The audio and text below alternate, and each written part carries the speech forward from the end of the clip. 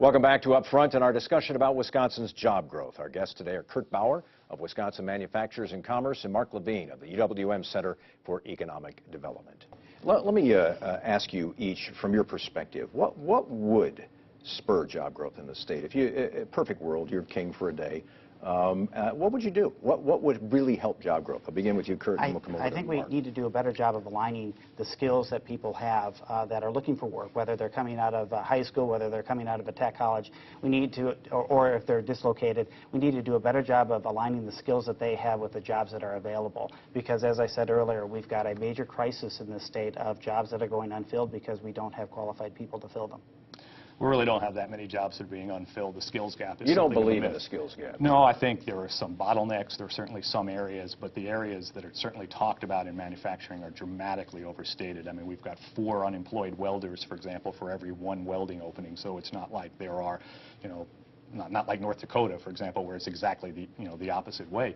I think in terms of creating jobs, which is the real problem here, we just don't have robust enough job creation.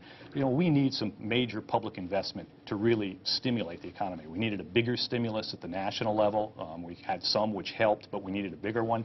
And governors can do some of that at the state level. We could have, for example, a job creating infrastructure program in the state. I mean, we're in disastrous shape. A lot of states are, to be fair, in terms of our declining infrastructure. 71% of the roads in the state of Wisconsin are rated poor or mediocre by the American Society of Civil Engineers.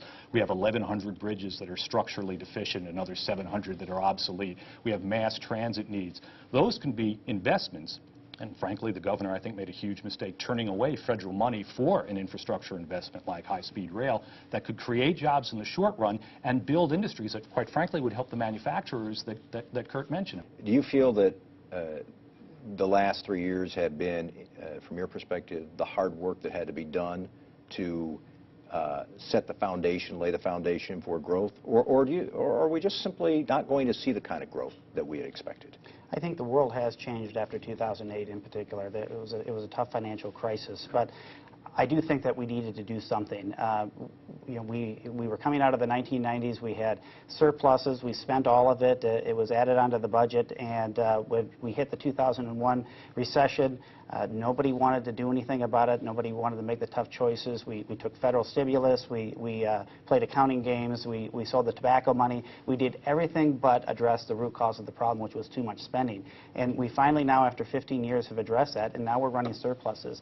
I do think that we have set the foundation for job growth in the future. I think that once we have sustained economic recovery, I think Wisconsin's going to do very well. I've only got about 15 seconds left. You get the final word here. I mean, clearly I disagree. I think we've had a disastrous set of economic policies that have undermined the job creation machinery in the state. I think the budgetary policies have far from created a framework for future growth, have undercut it. You don't invest in the future by, for example, cutting $750 million from the K through 12 budget and think of the future of the state. All right. Professor Mark Levine, Director of the Center for Economic Development at UWM, and Kurt Bauer, the head of WMC. Thanks very much to both of you for being with us today. Coming up next, the race for governor essentially tied. We'll dig deeper into the latest Marquette Law School poll with poll director Charles Franklin.